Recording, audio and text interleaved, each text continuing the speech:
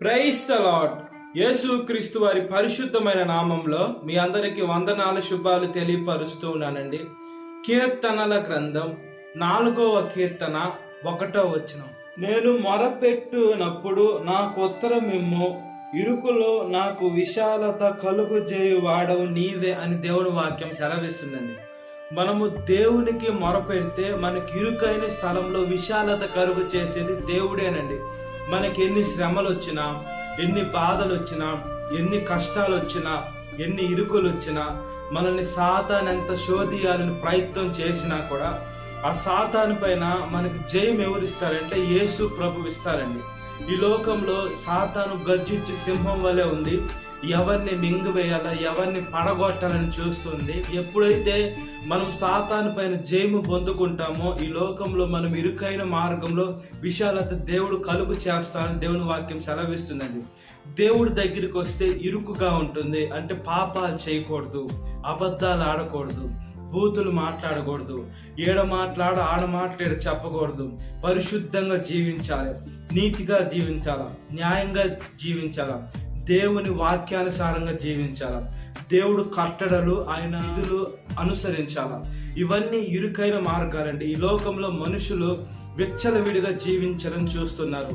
ఈ లోకంలో తినుము తాగుము సుఖించమని తమ జీవితాన్ని పాడు చేసుకోవాలని వాళ్ళ ఆలోచనలు అలానే ఉన్నాయి. ఈ లోకంలో సినిమాల వైపు, హీరోల వైపు, హీరోయిన్ల వైపు వాళ్ళని రోల్ మోడల్గా తీసుకుంటున్నారు. కానీ దేవుడు వాక్యాన్ని, నిజంగా ఉండేటువంటి దేవుడు భయము భక్తునేటువంటి సేవకుల్ని మనం రోల్ మోడల్గా తీసుకుంటే వాళ్ళు ఈ లోకంలోనే కాదండి, పరలోకంలో వచ్చినప్పుడు కూడా దేవుడు మనల్ని గుర్తు చేసుకుంటాడు. నువ్వు ఈ లోకంలో ఉన్నటువంటి వాటిని ఆశపడలా, ఆత్మీయమైన నా సేవకుని రోల్ మోడల్గా తీసుకున్నావు, బైబుల్లో ఉన్న భక్తులను రోల్ మోడల్గా తీసుకున్నాం.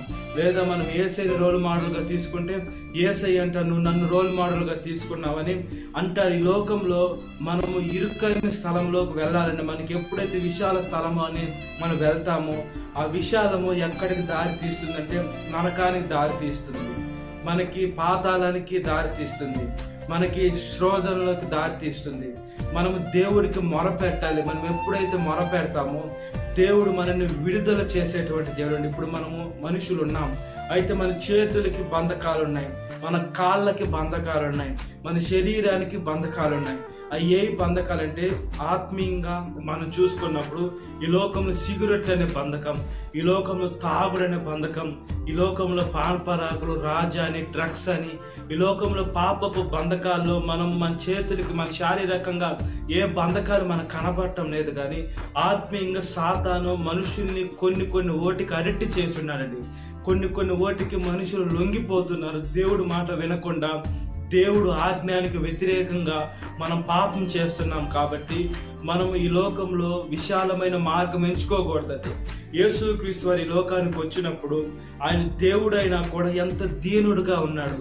దేవుడు ఎంత ఇరుకైన మార్గాన్ని దేవుడు ఎంచుకున్నాడు. ఉపవాసాలు ఉన్నాడు, మనుషుల్లాగా నీటి బాప్తీసం తీసుకున్నారు, దేవుడు ఆహారం తిన్నాడు. దేవుడికి సమస్తముగా ఈ లోకంలో అన్ని మనుషులకు ఎలా ఉన్నాయో దేవుడికి కూడా అలానే ఉన్నాయి. అయితే దేవుడు ఈ లోకంలో ఎలా జీవించాడో మనము అలా జీవించాలండి. ఈ లోకంలో మనం అంటాం ఫస్ట్ నువ్వు ఉండి చూపి తర్వాత నేను ఉంటానని మనం అంటాం. ఈ లోకంలో మనుషులు ఏదన్నా మనకు మంచి చెప్తే, అదేవిధంగా దేవుడు మనకు ఉండి చూపించాడు.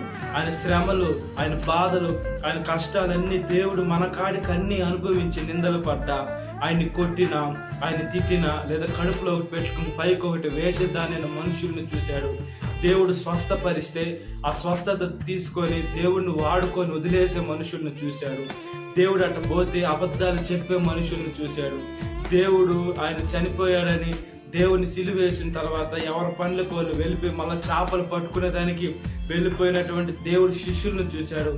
దేవుడు అన్ని రకాలైన మనస్తత్వాలు చూశాడు. కాబట్టి ఈ లోకంలో మీరు విశాలంగా ఉంది, నేను ఈ మార్గంలోకి వెళ్తానని మీరు ఎప్పుడైతే అనుకుంటారో మీరు శోధనలో పడతారు, ఈ లోకంలో సాతాను చేతుల్లో పడతారని దేవుడు నా మార్గం ఇరుకైంది అంటున్నాడండి. అంటే ఈ లోకంలో మనకు ఇరుకైన మార్గం అయి ఉండొచ్చు, కానీ మనం పోను అది ఎంత విశాలమైన మార్గం అంటే ఆ మార్గము మనల్ని పరలోకానికి దారి తీస్తుందండి.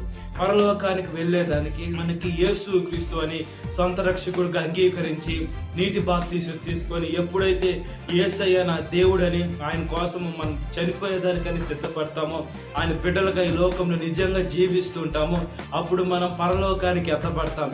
యేసు క్రీస్తు వారు తప్ప మనకి ఎవరు లేరని, నేనే మార్గాన్ని సత్యాన్ని జీవాన్ని, అంటే మార్గం ఎక్కడికంటే పరలోకానికి, జీవం ఎవరంటే ఈ లోకంలో రెండో మరణంలోకి వెళ్లకుండా జీవం యేసు క్రీస్తు వారే, సత్యం ఎవరంటే ఈ లోకంలో దేవుడని యేసు క్రీస్తు వారే. కాబట్టి మనం ఈ లోకంలో దేవుడిని ఆశ్రయించాలి. అపోస్తలుడైన పౌలు గారు అంటారు, నేను క్రీస్తుని పోలి నడుచుకొనిచున్నాను, నన్ను పోలి మీరు నడుచుకోండి. అంటే అపోస్తలుడైన పౌలు గారు దేవుడిలాగా నడుచుకునేదానికి ఎంత నలగొట్టుకున్నారో, తన జీవితాన్ని ఎంత శ్రమలు పాలయ్యాయో, తన అనేక మంది మనుషులు ఆయన కొట్టారు, ఆయన చనిపోయారు, ఆయన ఊరు బయట వదిలేసి వెళ్ళిపోయారు. పౌలు గారిని 40 కొండరాల దెబ్బలతో కొట్టారు. అదేవిధంగా అనేక సార్లు ఆ జైల్లో పౌలు గారిని బంధించారు. ఇంత శ్రమలు పడ్డా కూడా పౌలు గారు, ఆయన యేసు క్రీస్తు వారి శ్రమలు పడ్డా కూడా ఆయన, నేను దేవుడు పోలి నడుచుకుంటున్నాను, నేను మీరు కూడా నన్ను పోలి నడుచుకోలేడు అని పౌలు గారు రూఢీగా చెప్తున్నారండి. మనల్ని చూసి ఎవరన్నా క్రైస్తవుల్లోకి వస్తున్నారా? మనల్ని చూసి ఎవరన్నా మారు మనసు పొందుతున్నారా? లేదా మనల్ని చూసి వీళ్ళు కూడా అలానే ఉండాలని వెనక్కిపోతున్నారా?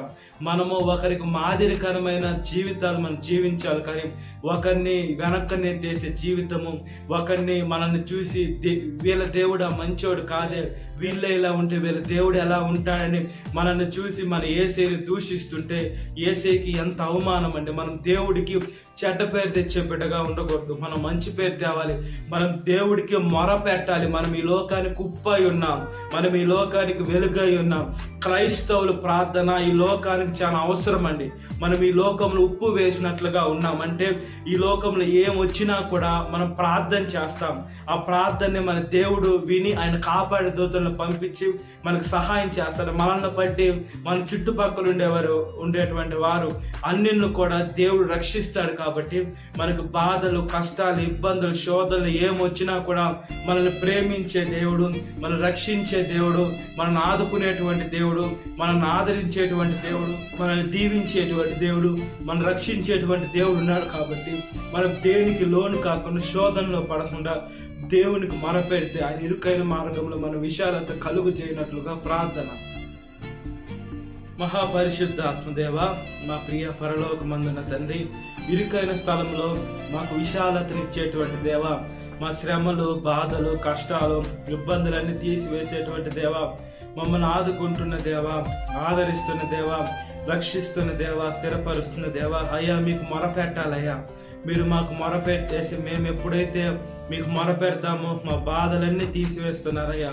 మా ఇరుకైన మార్గంలో కూడా విశాలత కలుగు చేస్తున్న దేవా, అయ్యా మమ్మల్ని ప్రతి ఒక్క శోధనిచ్చి, బాధనిచ్చి, ఇబ్బందినిచ్చి తప్పిస్తున్న దేవా, మమ్మల్ని ఆదుకుంటున్న దేవా, ఆదరిస్తున్న దేవా, మా బాధలు, కష్టాలు, ఇబ్బందులు, శ్రమలన్నీ కొట్టివేస్తున్న దేవా, మీ పరిశుద్ధమైన శక్తి నుంచి మీ వాక్కును పంపి బాగు చేస్తున్న మా తండ్రి స్తోత్రం చెల్లిస్తున్నానయ్యా. ప్రతి ఒక్క యవనస్తురాన్ని కాపాడిన ప్రభువా, యవన వయసులో కాడి మోటి నరునికి మేలయ్యా, అది మోపిన వాడు యెహోవాయే. కాబట్టి మీరు మాకు ఇచ్చిన కాడి బాధ్యతను మేము జాగ్రత్తగా మోసేదానికి సహాయం దయచేసి మీ ఆత్మను మాకు ఇవ్వమని అడుగుచు, రక్షించమని అడుగుచున్నామయ్యా.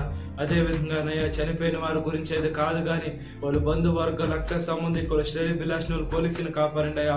చనిపోయిన వారైతే తిరిగి రాని లోకానికి వెళ్ళిపోయారయ్యా.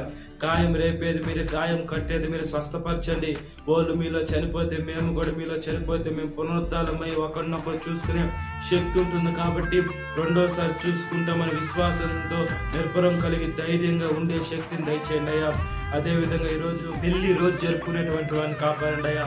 భర్త భార్యను ప్రేమించాలా, భార్య భర్తకు లోబడి ఉండాలి, ఇద్దరు కలిసి ఉండాలా. వాళ్ళ బిడ్డను ఆస్వాదించండి. బిడ్డలు లేకుంటే మంచి బలమైన బిడ్డను దయచేసి క్రీస్తు వారిని పడిపోయిన కుటుంబాన్ని కట్టుకునేదాన్ని సహాయం చేసి సీఎంల నుంచి వాళ్ళని ఆస్వాదించండి అయ్యా. ఈరోజు పుట్టినరోజు జరుపుకున్నటువంటి వారిని కాపాడండి. ఈ లోకంలో బుద్ధినందు, జ్ఞానముందు మనుషులు దాన్ని వద్దున, ముఖ్యంగా మీద ఎందుకు వర్తిల్లి మీ కాడి మోసి మీ సేవ చేసి మీరు ఇచ్చిన కొత్త దయా కిరీటాన్ని బట్టి స్తోత్రం. ఏ వయసు వారైనా మేము స్తుతించి గణపరిచి మీ సేవలు ఉపయోగపడే పాత్రలుగా కాపాడండి అయ్యా.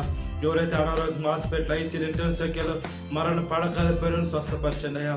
ప్రయాణం బస్సు మార్గం, ఆకాశ మార్గం, నీటి మార్గం, ట్రైన్ మార్గం ఏ వాహనంలో వెళ్తున్నా వాళ్ళు గమ్యస్థానానికి క్షేమంగా చేరుకునేదానికి సహాయం దయచేయండి అయ్యా. దేశాన్ని యుద్ధాలు తీసివన్నీ జెరూసలేంని, ఇస్రాయల్, అమెరికాని, ఇరాన్ని, ఇరాక్ని, ఇటలీని, ప్రతి ఒక్క అబుదాబీని అయితే ప్రతి ఒక్క దేశాన్ని రక్షించమని అడుగుతున్నానయ్యా. గ్యాస్, పెట్రోల్, అదే డీజిల్కి ఎటువంటి కరువు లేకుండా మీ కృపలో కాపాడమని అడుగుతున్నామయ్యా. పరీక్షలు రాసిన బిడ్డల్ని, పరీక్షలు రాస్తున్న బిడ్డల్ని కాపాడండి. మంచి రిజల్ట్స్ రావాలా, ముఖ్యంగా మీకు మంచి పేరు తేవాలా, వాళ్ళ తల్లిదండ్రులకు కూడా మంచి పేరు తెచ్చేదానికి సహాయం తెచ్చండి.